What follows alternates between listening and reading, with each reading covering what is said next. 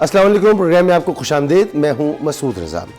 عمران خان کے فالوورز ہوں، تحریک انصاف کے حامی ہوں، سپورٹرز ہوں، ان کے لیے ایک اطمینان کی خبر آ جائی، اور پچھلے کچھ دنوں سے چل رہا تھا کہ ان کی صحت کی خرابی کے حوالے سے خاص طور پہ ان کی آنکھ میں انفیکشن کا معاملہ زیر بحث تھا، اور یہ ڈیمانڈ کی جا رہی تھی ان کی پارٹی کی طرف سے کہ ان کا طبی معائنہ کرایا جائے۔ آج وفاقی وزیر اطلاعات عطا تارڑ نے سرکاری میڈیا پر یہ بتایا کہ ان کا معائنہ کرا دیا گیا، انہیں جیل سے آج باہر نکالا گیا۔ پہلی مرتبہ یہ سن رہے ہیں جب سے وہ جیل گئے ہیں، پہلی مرتبہ انہیں جیل سے باہر نکالا گیا، پمس اسپتال لے کے گئے۔ 20 منٹ کا یہ پورا عمل تھا، ڈاکٹر کو دکھایا گیا، ڈاکٹر نے ان کا معائنہ کیا اور بتا دیا کہ ان کی حالت بہتر ہے، یہ بھی بتایا کہ وہ اسٹیبل تھے، اور ان کو ضروری ہدایات کے ساتھ واپس جیل منتقل کر دیا گیا ہے۔ He's absolutely fine. He's healthy. اور جس طرح میں نے کہا کہ طبی ماہرین کی رائے تھی کہ ان کو ایک معمولی طبی کارروائی کے لیے پنڈ جانا ضروری ہے، اور وہ 20 منٹ میں طبی کارروائی پوری کر کے ان کی رضامندی کے بعد ان کو پھر واپس جو ہے وہ اڈیالہ جیل جایا گیا۔ یہ ہفتے کی رات کی بات ہے، اور وہ بالکل ٹھیک ہیں، اور جب یہ طبی کارروائی ہو رہی تھی اس دوران بھی وہ بالکل پرفیکٹلی فائن۔ ایک مطالبہ یہ پورا ہو گیا تو دوسرا مطالبہ تھا سانحہ گل پلازہ کے حوالے سے۔ ایم کیو ایم اور سوشل میڈیا پر یہ عوام جو ہے یہ مطالبہ کر رہی تھی کہ اس کی آزادانہ جوڈیشل انکوائری ہو، تو اس کے لیے بھی آج شرجیل انعام میمن جو کہ وزیر اطلاعات ہیں سندھ کے، انہوں نے اعلان کیا ہے کہ حاضر سروس جج کی نگرانی میں جوڈیشل کمیشن بنایا جائے گا، اور وہ اس کی تحقیقات کریں گے اور کسی کے دباؤ میں نہیں آئیں گے۔ تو یہ تو دو ایسے مطالبات تھے جو مسلسل گزشتہ ایک ہفتے سے کیے جا رہے تھے، اور ان کا یہ نتیجہ نکلا ہے۔ تو اب دیکھنا ہوگا کہ یہ جو فائنڈنگز آئیں گی وہ کیا ہے۔ آج ہم گل پلازہ کے حوالے سے بھی کچھ گفتگو ضرور کریں گے، لیکن اصل مسئلہ جو ہے وہ معیشت ہے۔ معیشت پر بات ہوگی، سیاسی استحکام سے جڑا یہ معاملہ ہے۔ آج 100 انڈیکس جو ہے وہ 6000 پوائنٹس ایک دم سے نیچے آ گیا۔ نہیں معلوم کتنے لوگوں کا اس میں جو ہے وہ سرمایہ ڈوب گیا ہے۔ یہ اس طرح سے اتنا زیادہ فلیکچویٹ ہونا اسٹاک مارکیٹ کا کہیں کسی بھی معیشت میں کسی بھی جگہ پر اچھا سائن نہیں ہوتا۔ وہی بات کہی جائے گی کہ کیا سٹا چل رہا ہے یہاں پر، کیا یہ جو گروتھ دکھائی جاتی ہے یہ آرگینک گروتھ نہیں ہے، کیونکہ اگر آرگینک گروتھ ہے تو پھر اس کا ٹرکل ڈاؤن ایفیکٹ کیوں نظر نہیں آ رہا۔ حکومت جو دعوے کر رہی ہے اس میں ایک دعویٰ یہ بھی ہے کہ اسٹاک مارکیٹ جو ہے وہ بہت اچھا پرفارم کر رہی ہے۔ حکومت نے یہ بھی دعویٰ کیا ہے کہ وہ اس سال یعنی جو اگلا مالی سال ہے اس میں 5.1 کی گروتھ جو ہے وہ اس کی توقع کر رہی ہے، یعنی جی ڈی پی 5.1 ہوگا۔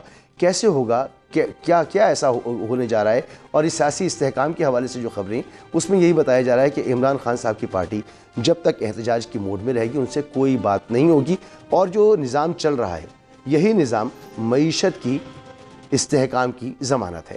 اپنے مہمانوں سے آپ کا تعارف کروں۔ قمر الاسلام راجہ صاحب ہمارے ساتھ موجود ہیں، رہنما مسلم لیگ نون، ڈاکٹر شفقت رہنما پاکستان تحریک انصاف، اور ڈاکٹر شرمیلا فاروقی صاحبہ رہنما پاکستان پیپلز پارٹی۔ آپ تینوں کا بہت شکریہ۔ ڈاکٹر جناب قمر الاسلام راجہ صاحب، آپ فرمائیے گا کہ اسٹاک مارکیٹ کریش کر گئی آج، یہی سمجھا جائے گا تقریباً کہ اتنا چھوٹا اتنا بڑا جو اس میں فلیکچویٹ ایک ویو آئی ہے، تو یہ اسٹاک مارکیٹ تو بڑا اچھا پرفارم کر رہی تھی، لیکن غربت ہے، مہنگائی ہے، بے روزگاری ہے، معیشت اسٹیگننٹ ہے، ہماری جو انرجی کرائسس ہے وہ اپنی جگہ موجود ہے۔ ہم معیشت کو کھولنے کی کوشش کرتے ہیں تو ہم کرنٹ اکاؤنٹ ڈیفیسٹ میں پڑ جاتے ہیں، اور سب کی جڑیں جو ہیں وہ جا کے ملتی ہیں ہمارے سیاسی نظام کے ساتھ۔ تو سیاسی استحکام کے لیے کوئی کوششیں ہو رہی ہیں، پچھلے دنوں سنا جا رہا تھا ہو رہی ہیں، لیکن اب خبریں یہ ہیں کہ ایسی کوئی کوشش نہیں ہے۔ تحریک انصاف کو یہ کہنا ہوگا کہ وہ احتجاج نہ کرے اور بات سنیں اور اس نظام کو چلنے دیں۔ سیاسی استحکام کا تعلق ہے جی، اور اس کے لیے کوششوں کا تعلق ہے۔ وہ آپ دیکھیں کہ اس کے لیے وہ تمام جو ضروری چیزیں تھیں وہ کی گئیں، مذاکرات کی بار بار دعوت دی گئی۔ ابھی leaders of opposition in Senate اور قومی اسمبلی کا معاملہ تھا، وہ ان اپوزیشن کی مرضی کے مطابق، یعنی پی ٹی آئی نے جس کو نومینیٹ کیا ان کو اناؤنس کر دیا گیا۔ تو اپنے تئیں تو حکومت نے پوری کوشش کی۔ اب جہاں تک یہ جو دوسرا آپ کے سوال کا پہلو ہے اسٹاک ایکسچینج کا، اس کو دیکھیں، اسٹاک ایکسچینج اوپر نیچے ہوتی رہتی ہے۔ 6000 کا جو اسٹاک ایکسچینج میں گراوٹ ہے، یہ اگر آپ اس کو 1,70,000 کے اس تناسب سے دیکھیں تو یہ کوئی زیادہ نہیں ہے، جہاں پہ 2,000 4,000 دن میں ایک دن میں رائز بھی ہوتی رہی ہے۔ اگر یہ 22,000 یا 24,000 جس طرح کہ چند برس پہلے تھی، اس کے تناسب سے تو 6,000 شاید بڑا فگر ہوتا، لیکن جتنی سٹاک ایکسچینج نے رائز کیا ہے یہ کسی سٹے کا کسی اس کا نتیجہ نہیں ہے. اس کی وجہ یہ ہے کہ جو موسٹ ریئلسٹک جو ایک بیرومیٹر ہوتا ہے کسی بھی معیشت کو ناپنے کا، وہ سٹاک ایکسچینج اس لیے ہوتا ہے کہ اس میں انویسٹرز کے جو انویسٹمنٹ ہوتی ہے وہ بروئے کار لائی جاتی ہے، اور جو انویسٹر ہوتا ہے وہ کہیں بھی کسی فلمزی گراؤنڈ پہ پلے نہیں کرتا. وہ اپنی انویسٹمنٹ جب بھی شیئرز کی سیل ہوتی ہے تو کوئی خریدتا ہے تو وہ سیف سائیڈ پہ ہو کے خریدتا ہے، اور جب اسے یقین ہوتا ہے کہ یہ اس میں مزید فائدہ ہوگا تو تب خریدتا ہے. تو اس لیے اس میں مصنوعی ہوا بھرنا سٹاک ایکسچینج میں شاید ممکن نہیں ہے. دیگر بہت سے جو انڈیکیٹرز ہوتے ہیں معیشت میں، اس میں ایسی جو جگلری ہوتی ہے وہ حکومتیں کرتی بھی ہیں، لیکن سٹاک ایکسچینج مگر آج ہی کی جو گراوٹ ہے اس سے تقریباً 400 سے 500 ارب کا جو ہے وہ نقصان ہوا ہے، یعنی اس میں اثاثے کم ہوئے اسٹاک مارکیٹ کی. تو چھوٹا جو سرمایہ کار ہے جو چھوٹی انویسٹمنٹ کرتا ہے اس پر تو آج برا دن تھا. آج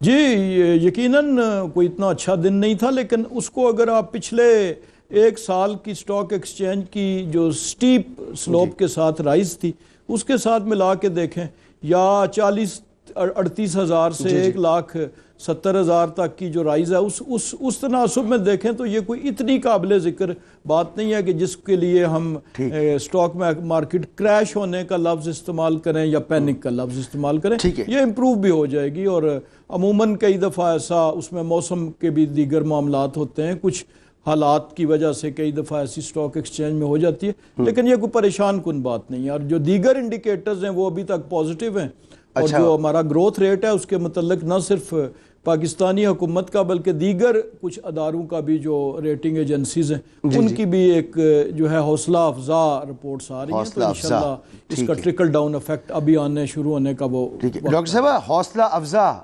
انڈیکیٹرز موجود ہیں معیشت کے. حکومت کا یہ موقف ہے مسلسل، اور یہ بھی ہے کہ جی سیاسی استحکام ضروری ہے لیکن اس میں کوئی کامیابی نہیں ہو رہی، آگے نہیں بڑھا جا رہا. تو یہ حوصلہ افزا انڈیکیٹرز جو ہیں یہ آپ کو بھی نظر آ رہے ہیں؟ کیونکہ میں نذیر افضل چند صاحب کو سن رہا تھا، حسن مرتضیٰ صاحب کو میں نے سنا، قاہرہ صاحب سے بات ہو تو کہتے ہیں جی وہاں تو پنجاب میں اس وقت جو کاشتکار ہے اس کا تو کباڑا نکل گیا ہے، چاہے وہ آلو کا کاشتکار ہو، چاہے وہ مالٹے کا کاشتکار ہو، چاہے وہ پہلے سے پہلے گندم کا معاملہ تھا. تو انڈیکیٹرز پھر بھی بہتر ہیں. جی بہت شکریہ مسعود رضا صاحب. دیکھیے پہلی بات تو یہ ہے کہ حکومت بالکل کلیم کرتی ہے کہ میکرو اکنامک انڈیکیٹرز جو ہیں وہ بڑا پازیٹیو ٹرینڈ دکھا رہے ہیں، اور شاید دکھا بھی رہے ہوں گے. انفلیشن 2 سال کے جو فگرز تھے اس سے تو نیچے آئی ہے سنگل ڈیجٹ میں، لیکن اس کے اثرات ایک عام آدمی تک نہیں پہنچ پائے.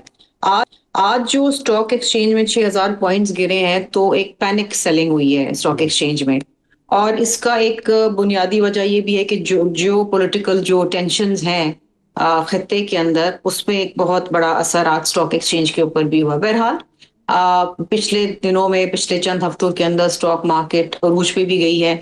انفارچونیٹلی یہ ایک بڑی وولٹائل مارکیٹ رہی ہے ماضی کے اندر بھی، اور جس طرح آپ نے کہا کہ جو چھوٹے سرمایہ کار ان کو تو آج بہت شدید نقصان ہوا ہے. انشاءاللہ امید ہے کہ بہتری آئے گی آنے والے دنوں میں. اب سچویشن یہ ہے کہ دیکھیے جی بات یہ ہے کہ جس طرح بھی آپ نے بتایا کہ قاہرہ صاحب نے بھی بیان کیا، اگر آپ آج سندھ کے بھی اگر کاشتکاروں کو دیکھیں اور آپ پورے ملک کے کاشتکاروں کو دیکھیں، ایک تو پانی کی قلت ہے. دوسری اہم چیز یہ ہے کہ جو کاشتکار اگر فصل لگاتا ہے تو D A P, fertiliser, urea چیزیں چاہیے ہوتی ہیں، ان کی جو قیمتیں ہیں وہ آسمان کو چھو رہی ہیں. ویٹ کی سپورٹ پرائس آپ نے ختم کر دی. پچھلے سالوں میں جو ایک گندم کا سکینڈل بنا کے جناب وہ گندم جو ہے وہ کاشتکار جو تھا گندم کا وہ تباہ ہو گیا کیونکہ باردانہ ہی نہیں اس کو مل سکا. اس کے اوپر وزیر اعظم میاں محمد شہباز شریف صاحب نے 3 انکوائری کمیٹیز بٹھائیں. آج تک ہمیں نہیں معلوم کہ ان کا نتیجہ کیا آیا، آج تک ہمیں نہیں معلوم کہ ذمہ داران کون تھے. شوگر کے اندر ایک تباہی ہو گئی، شوگر امپورٹ ہوئی، پھر ایکسپورٹ ہوئی، پھر امپورٹ ہوئی. عام آدمی تو پس گیا نا، کیونکہ اس کو مہنگے دام چینی ملتی رہی. پھر جب ایکسپورٹ ہوئی شوگر تو پھر اس میں بھی پیسے کمائے گئے، یہاں پر شارٹیج ہوا، پھر پرائز اسکلیٹ ہوئی. اب یہ جو چیزیں ہیں یہ براہ راست ایک عام آدمی کو متاثر کر رہی ہے. टैक्स की जहां तक बात अगर मैं करूं तो टैक्स में हर दफा ये दावे किए जाते हैं कि जी टैक्स नेट बढ़ाया जाएगा। टैक्स जी नेट क्या बढ़ाते हैं? वही तनख्वाहदार तबके के ऊपर मजीद बोझ डालते हैं, वही पिस के खत्म हो गया। आपके मुल्क से ब्रेन ड्रेन हो रहा है। आपके मुल्क में जो प्रोफेशनल्स हैं और सेमी प्रोफेशनल्स हैं उन पे इतने टैक्सेशन लग गए हैं डायरेक्ट और इनडायरेक्ट कि वो मुल्क छोड़ के जा रहे हैं, क्योंकि फीजिबल ही नहीं रहा यहाँ पर बैठ के नौकरी करना और पैसे कमाना, क्योंकि टैक्स में सब जा रहा है। बाकी जो लोग हैं वो अयाशी कर रहे हैं। अच्छा, बाकी ताजरों की अगर आप बात कर लें तो उसमें हजारों की तादाद के अंदर जो टैक्स रिटर्न्स आए हैं, जो आपने कहा ताजिर बरादरी, वो जो ताजिर ट्रेड कुछ 2 स्कीम जी निकाली थी जी उन्होंने, वो सबने निल टैक्स जमा कराया है। ऐसा ही है। गोशवारे जमा कराए हैं लेकिन टैक्स इज निल। तो देखिए somewhere somehow FBR is Fehling. और एफबीआर जो है अभी भी जो क्वार्टर का जो उन्होंने दिखाया है अपना टैक्स कलेक्शन, अहदाफ पूरे उसमें नहीं हुए। अगेन, हाँ उसमें again they have failed to achieve the targets.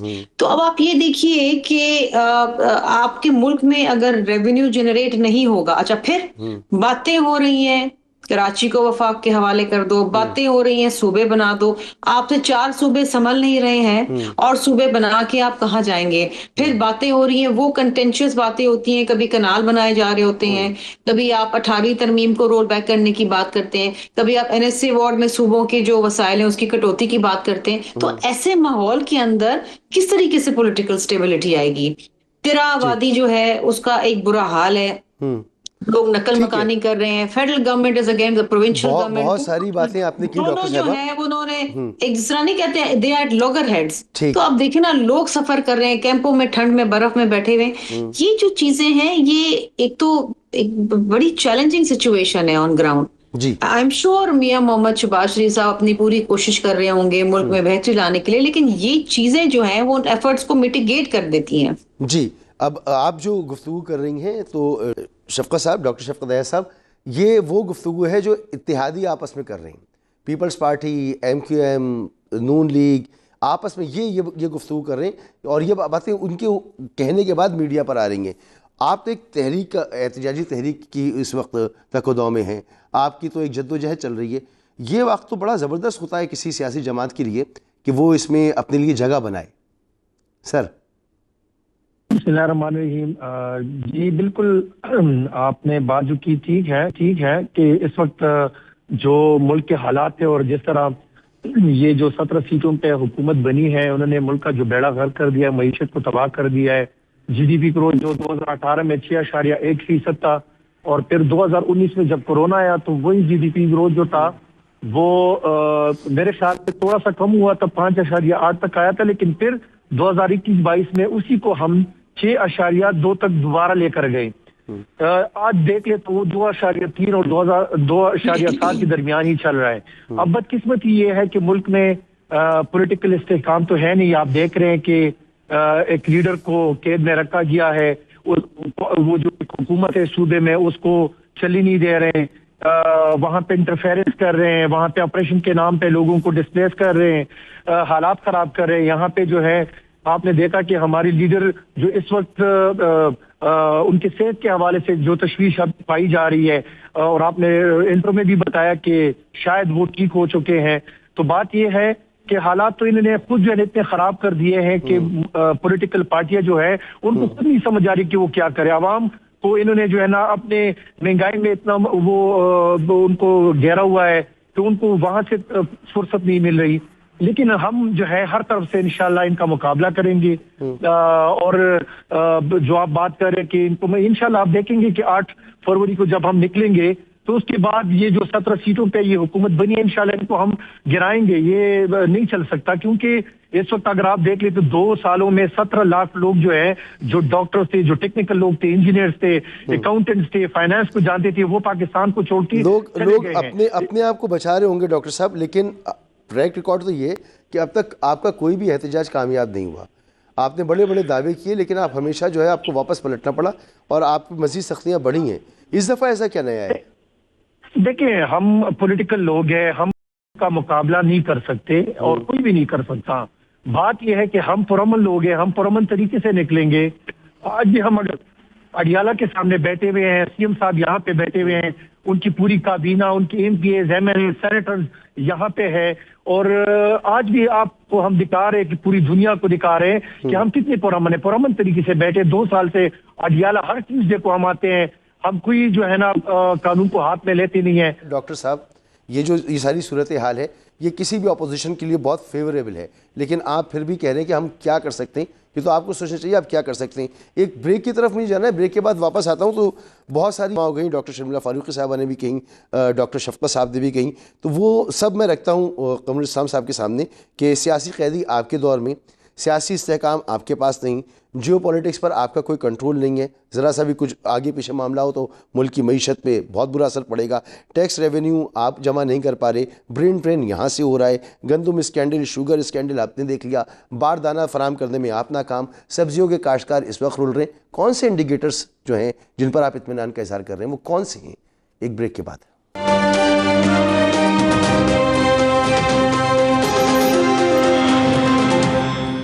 Welcome back. جی قمر اسلام صاحب, آپ نے بریک سے پہلے سن ہی لیا, پوری ایک چارج شیٹ ہے, آپ تو بڑے اطمینان کا اظہار کر رہے ہیں جی, معیشت کے انڈیکیٹرز پیپرز میں تو ٹھیک ہوں گے لیکن گراؤنڈ پر سچویشن کوئی اچھی نہیں ہے, برین ڈرین بھی ہو رہا ہے, سیاست کے حوالے سے مسائل ہیں, سیاسی قیدی, سیاسی عدم استحکام, پانی کی قلت, بجلی کا بحران, اکانومی کو آپ کھول ہی نہیں سکتے ہیں, آپ اپنا جو آپ کی ایکسپورٹ ہے وہ امپورٹ بیس ہے, تو امپورٹ بڑھاتے ہیں تو آپ کا کرنٹ اکاؤنٹ ڈیفیسٹ بڑھ جاتا ہے.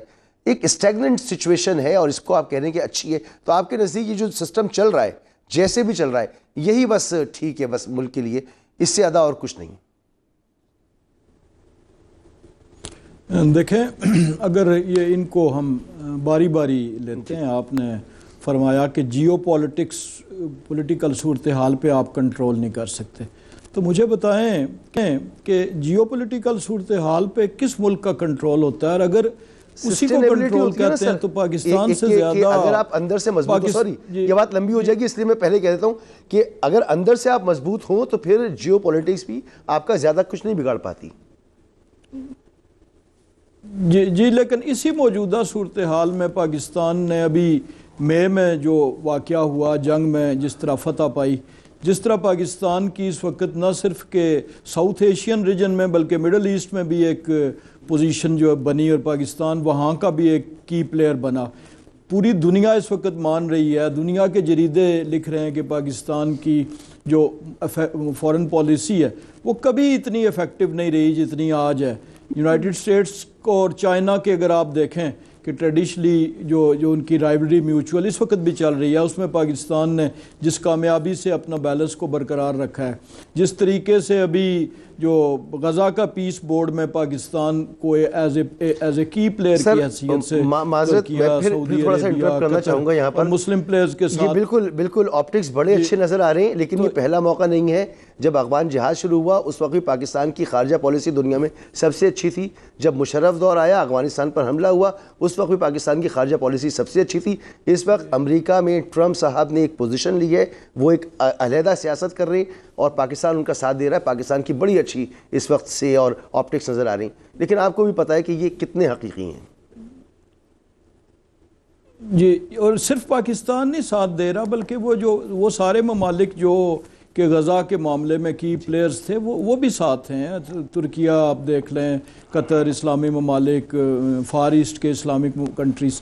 تو اس پوائنٹ آف ویو سے اگر ہم پیسمزم کے ساتھ کہیں کہ چونکہ یہی حالات پہلے تھے تو اس کا یہ رزلٹ نکلا, تو ہم یہ توقع لگائیں کہ اس کا رزلٹ بھی شاید خراب نکلے گا, تو وہ میں سمجھتا ہوں کہ اس سٹیج پہ ناانصافی ہوگی. اسی طرح صرف ایک انڈیکیٹر سٹاک ایکسچینج نہیں ہے, اس کے ساتھ ساتھ آپ اگر انٹرسٹ ریٹ کو دیکھیں میکرو, وہ پاکستان کا تقریباً 22% سے 10.5% پہ آیا. اسی طرح جو ہماری دیگر جتنے بھی یعنی فیکٹرز ہیں میکرو پہ, یہ بات تسلیم کہ اس کا جو ٹرکل ڈاؤن افیکٹ ہے وہ اس طریقے سے نہیں ہے. مہنگائی کے ایلیمنٹ کو دیکھ لیں, اگر مہنگائی جو انفلیشن کا ریٹ ہے وہ 38 اور 34% سے اگر 5% پہ آیا ہے تو اس کا ڈیفینیٹلی فائدہ عوام کو ہو رہا ہے. اور اس کا جو گروتھ کا جہاں تک تعلق ہے وہ تو فالو کرتی ہے میکرو انڈیکیٹرز کو بعد میں, یعنی پہلے مرحلے میں یہ ساری چیزیں درست ہوتی ہیں. یعنی آپ اس پروفائل کو وہاں سے اٹھائے نا. چلے پھر یہ بتا دیں نا، یہ بتا دیں کہ ٹھیک ہے میکرو اکنامکس انڈیکیٹرز بہت اچھے ہیں، اب مائکرو کو آپ ٹھیک کرنے جا رہے ہیں، اس کا مطلب ہے کہ کاروبار ایز آف ڈوئنگ بزنس اب نظر آئے گا، جو پروفٹ پر ہمیں 58% دینا وہ ہمیں نہیں دینا پڑے گا، اور جو مہنگائی ہے وہ سنگل ڈیجٹ میں آ جائے گی. یہ سب کچھ ہو جائے گا اس سال میں، آپ یہ توقع کر رہے ہیں؟ یہ مہنگائی تو ریٹ آف انفلیشن جو ہے وہ تو سنگل ڈیجٹ میں 5 کے سر بڑھنے کا آ گیا. اب جہاں تک امپلائمنٹ یا یہ چیزیں یہ اس کو فالو کریں گی، اور اس دفعہ اس کے بعد یعنی ابتدائی جو مسائل کے بعد ہے وہ انشاءاللہ بالکل گورنمنٹ بھی ہوپ فل ہے، اور انڈیکیٹر جی ڈاکٹر صاحبہ فرمائیے گا، آپ جو ہے وہ آپٹیمزم کے ساتھ چلنا چاہیے. آپ فرمائیں، آپٹیمزم ہونا چاہیے. بہت اچھا چل رہا ہے. یہ تمام مسائل ہیں لیکن حکومت ان کو کنٹرول کر لے گی. نظر آ رہا ہے آپ کو کنٹرول ہوتا ہوا؟ دیکھیے جی، میں ان کی نیت پہ تو بالکل شک نہیں کروں گی، کیونکہ ہر سیاستدان اور ہر حکومت یہ چاہتی ہے جی کہ اس کے دور میں عوام کے لیے بہتری آئے اور لوگ انہیں اچھے الفاظوں میں اور اچھے خیالات میں یاد رکھیں. کوئی نہیں چاہتا کہ ان کی حکومت کو اس طریقے سے یاد کریں کہ ملک میں بربادی ہو گئی یا عوام جو ہے وہ پس گئی. سو آئی ایم شیور کہ ان کی بھی کوششیں ہیں، لیکن چیلنجز اتنے زیادہ ہیں. کیونکہ دیکھیے اس وقت آپ اگر اپنا بجٹ بھی بنا رہے ہیں تو IMF کے کہنے پہ بنا رہے ہیں. مے بی آپ کچھ ایسے ڈیسیشن لینا چاہتے ہو جو عوام کی بہتری کے لیے ہو، لیکن you are controlled by IMF. جب آپ کسی سے قرض لے کے اپنا بجٹ بناتے ہیں تو ایک مقروض ملک ان کی شرائط کے اوپر ہی بجٹ بنا سکتا ہے. اگر آپ بجلی کے نرخوں میں کمی کرنا چاہتے ہیں تو IMF آپ کو کرنے نہیں دیتا. اگر آپ کہتے ہیں کہ جناب ہم نے سپورٹ پرائس رکھنی ہے ویٹ کی تو IMF آپ کو رکھنے نہیں دیتا. تو بہت سارے ایسے ایشوز ہیں.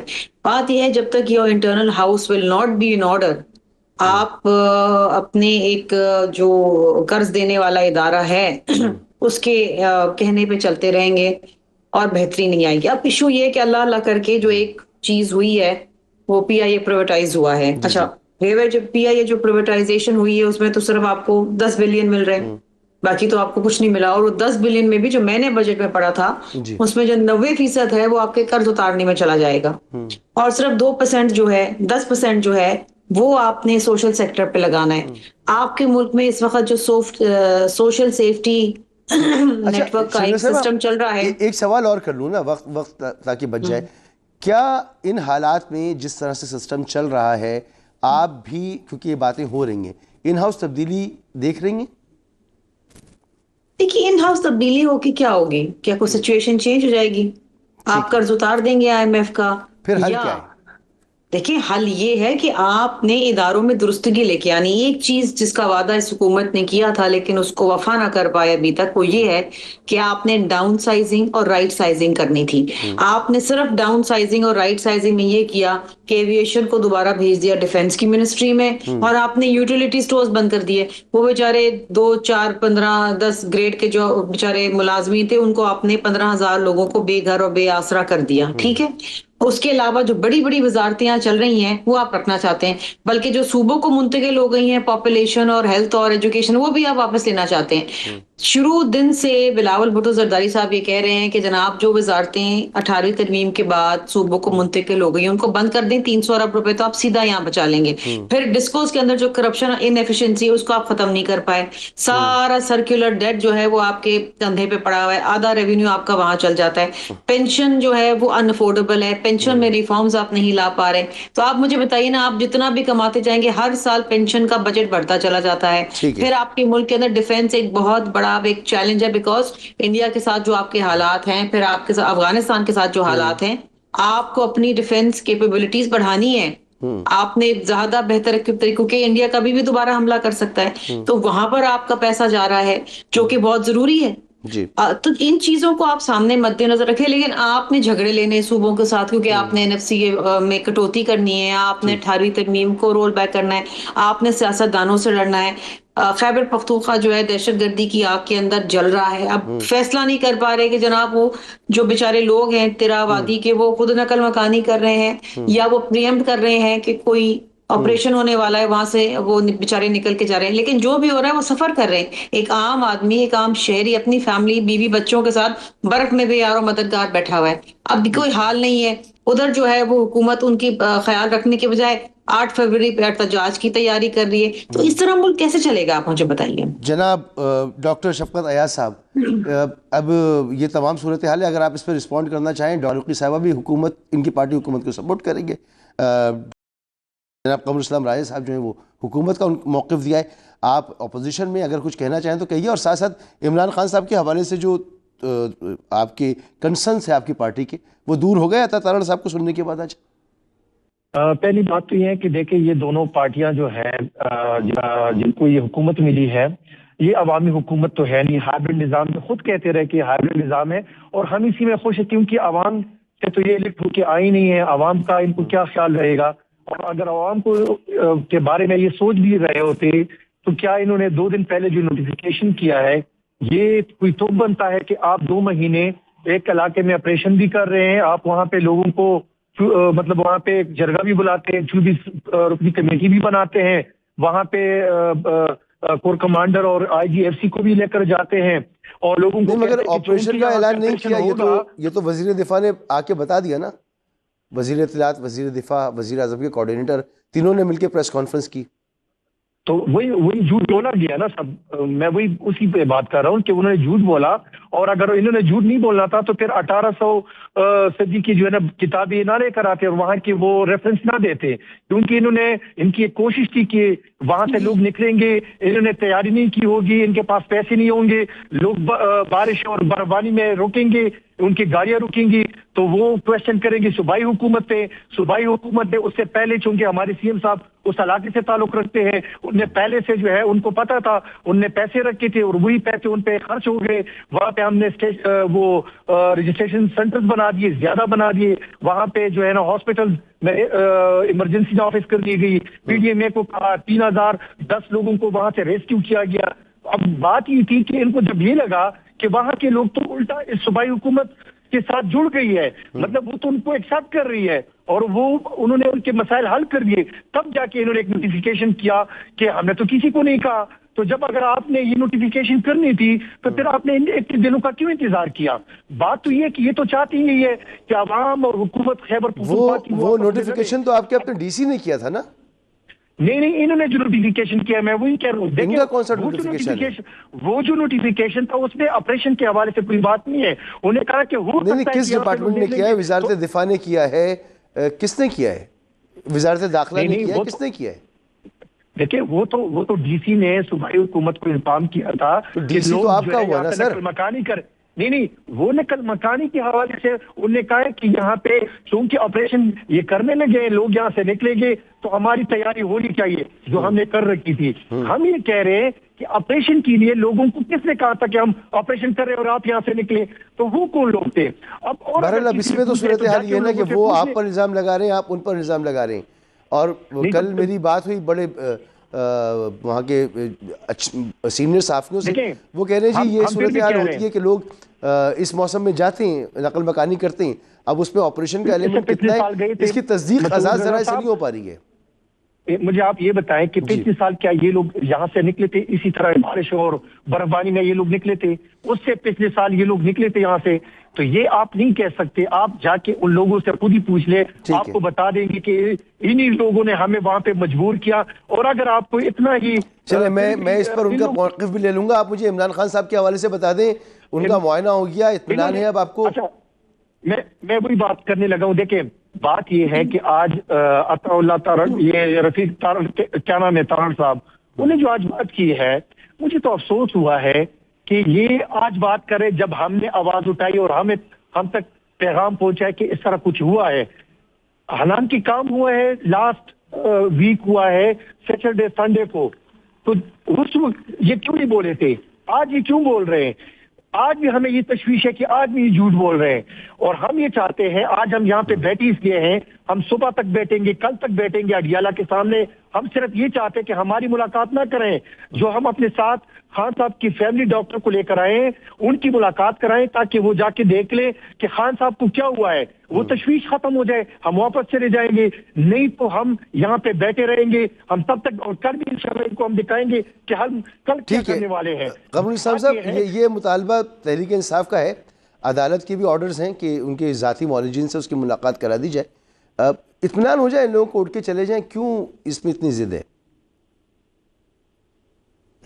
دیکھیں اختلاف تو طریقہ کار پہ ہے. ابھی دیکھیں اس وقت سردی میں کوئی گاڑیوں میں بیٹھے ہوئے ہیں, کوئی ہوٹل میں بیٹھے ہوئے ہیں, اور مجھے چونکہ میرا یہ کانسٹیٹوئنسی ہے, حلقہ ہے, تو مجھے بہت تفکرات ہیں یہاں کے لوگوں کی سلامتی کے بارے میں. ان لوگوں کو جو درپیش مشکلات ہیں, وہ سڑک بند کی ہوئی ہے اور اس قسم کی اس چیز پہ ہے. ورنہ تو دیکھیں نا, یہ جو ابھی جو عطا تارڑ صاحب نے جو آج بتایا, یہ بنیادی طور پر کس چیز کی نشاندہی کرتی ہے؟ یہ حکومت کی ذمہ داری کی اور ان کی صحت کے حوالے سے جو تمام ضروری اقدامات ہیں وہ اس کو ویریفائی کر رہا ہے کہ اگر ضرورت پڑی کوئی بھی جیل کے اندر ہو سر, تو اس کے جو قریبی لوگ ہیں, اس کے گھر والے ہیں یا کسی پارٹی کا سربراہ ہے, اگر ان کے کوئی کنسرن ہے تو وہ دور ہونے چاہیے نا. یہ تو جتنے بھی انٹرنیشنل لاز ہیں ان کے مطابق ہے. بالکل ہو جائیں گے جی. صحت کے حوالے سے یہ بالکل صحت کے حوالے سے جو دیگر ملاقات میں حائل چیزیں ہیں وہ تو اب پوری دنیا آگاہ ہے کہ اس کے نتیجے میں جو بدامنی پیدا ہوتی تھی, جو ٹویٹس ہوتے تھے, اس کا مگر اگر اتنی بات ہے نا, ایک منٹ ڈاکٹر, مجھے میں ذرا ڈاکٹر شفقت صاحب, سلمان اس کو اپنا آپ کے بیرسٹر گوہر صاحب کو ابھی اجازت دی تھی کہ وہ جا کے مل لیں. انہوں نے بائیک آؤٹ کیا کہ اگر بہنیں نہیں جائیں گی, وکلا نہیں جائیں گے تو میں نہیں جاؤں گا. وہ مل لیتے. اگر آپ کا کنسرن صرف یہی ہے کہ عمران خان صاحب سے کی خیریت دریافت کرنی ہے تو یہ تو موقع صاحب آپ کی بات ٹھیک ہے, آپ کی بات ٹھیک ہے, تو ان کو جانا چاہیے تھا اگر ان کو کوئی مسئلہ تھا بھی, یا ان کے ساتھ جو 5 بندے اور تھے. ہم صرف یہ کہہ رہے کہ اگر لسٹ میں 5 بندے یا 6 بندوں کے نام ہیں اور آپ ایک بندے کو چھوڑ لیں تو باقی کو کیوں نہیں چھوڑ لیں؟ پھر وہ بات بھی آپ کم از کم دیکھ تو لیتے نا, مل تو لیتے. آپ کا اتنا جینوئن, یعنی اس سے بڑا کنسرن تو کوئی ہو ہی نہیں سکتا نا کہ صحت ٹھیک نہیں ہے. کہ ہم یہی کہہ رہے ہیں کہ ہمیں نہ ملوائیں, خان صاحب کی بہنوں کو بھی نہ ملوائیں. کم از کم ان کے ڈاکٹر کو, جو ان کا فیملی ڈاکٹر ہے, ان کو جانے دے تاکہ وہ دیکھ لے. کیونکہ مجھے نہیں پتا چلے گا, ان کی بہنوں کو بھی نہیں پتا چلے گا کہ خان صاحب کو کیا ہوا ہے, ان کو کیا انفیکشن ہے. ڈاکٹر شمیلہ فاروقی صاحبہ, یہ حکومت کا اپوزیشن کا موقف ہے, آپ بتائیے کہ ایسی سچویشن میں کیا ہونا چاہیے, کیونکہ مسلسل وہاں احتجاج ہو رہا ہے. دیکھیے جی, ایک چیز تو بڑے واضح جو میری سمجھ میں بھی نہیں آتی ہے کہ اس موسم کے اندر لوگ وہاں سے نقل مکانی کیوں کریں گے. وائی اتنی برف باری میں, اتنی شدید سردی میں کوئی اپنا گھر بار چھوڑ کے ٹینٹوں میں آ کے نہیں بیٹھے گا. تو ایشو تو ہے.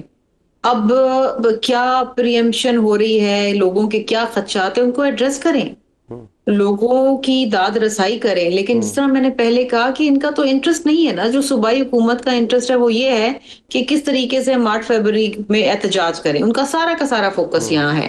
آج بھی وزیر اعلیٰ جو ہیں وہ اڈیالہ کے باہر بیٹھے تھے ملاقات کے لیے. ارے بھائی, آپ جا کے ان جو کیمپوں میں آپ کے بیچارے لوگ بیٹھے ہوئے ہیں بے یار و مددگار برف باری میں, وہاں جا کے بیٹھے ہیں. اڈیالہ سے اٹھ جائیں, یہ کہہ رہے ہیں ڈاکٹر شفقت کہہ رہے ہیں کہ آپ عمران خان کے ڈاکٹر سے ان کی ملاقات کرا دیں, ہم اٹھ جائیں گے.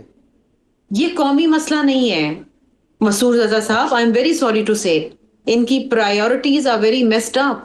Imran Khan is not important.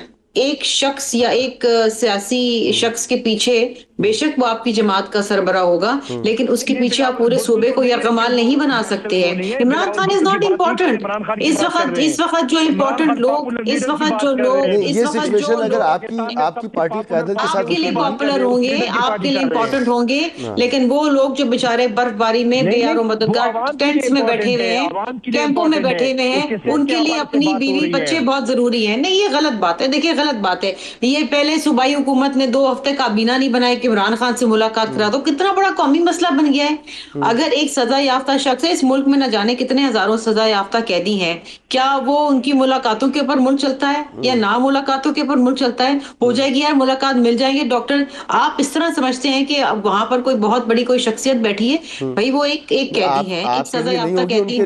دیکھیں کل ان کے لیے ہے نا, لیکن اس قوم کے لیے نہیں ہے نا. میں یہی تو کہنے کی کوشش کر رہی ہوں, ان کے لیے ہوگا. اگر انہوں نے اپنی زندگی کا مقصد اور مطلب عمران خان کو بنا لیا ہے تو قوم کو تو اس کی سزا نہ دے نا, اس صوبے کے لوگوں کو تو اس کی سزا نہ دے. کل رات بھی ان کا علاج پمز میں کرانا تھا, ہو گیا علاج. یعنی ہم نے جہاں سے پروگرام شروع کیا تھا, سیاسی استحکام کے لیے بات چیت یا کوئی راہ نکلنا, تو آپ کے نزدیک بھی تحریک انصاف میٹر نہیں کرتی اس میں, اور حکومت کے نزدیک بھی میٹر نہیں کرتی ہے.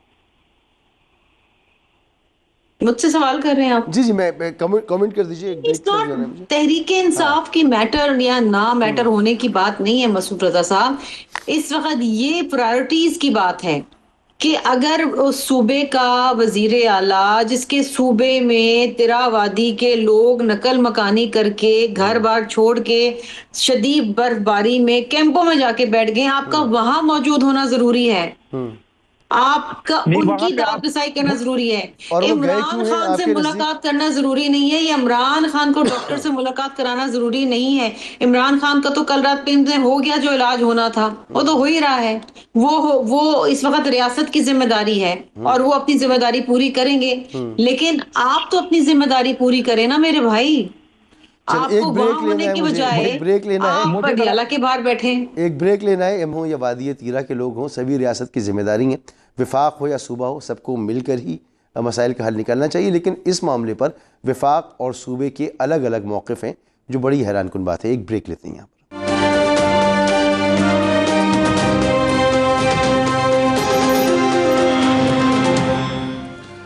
پروگرام میں آپ کو ایک بار پھر خوش آمدید. وقت میرے پاس ختم ہو گیا ہے پروگرام میں بہت شکریہ ادا کرنا چاہوں گا قمر اسلام راجہ صاحب آپ کا، ڈاکٹر شفقت ایاز صاحب آپ کا، ڈاکٹر شرمیلا فاروقی صاحبہ، آپ تینوں کا بہت بہت شکریہ.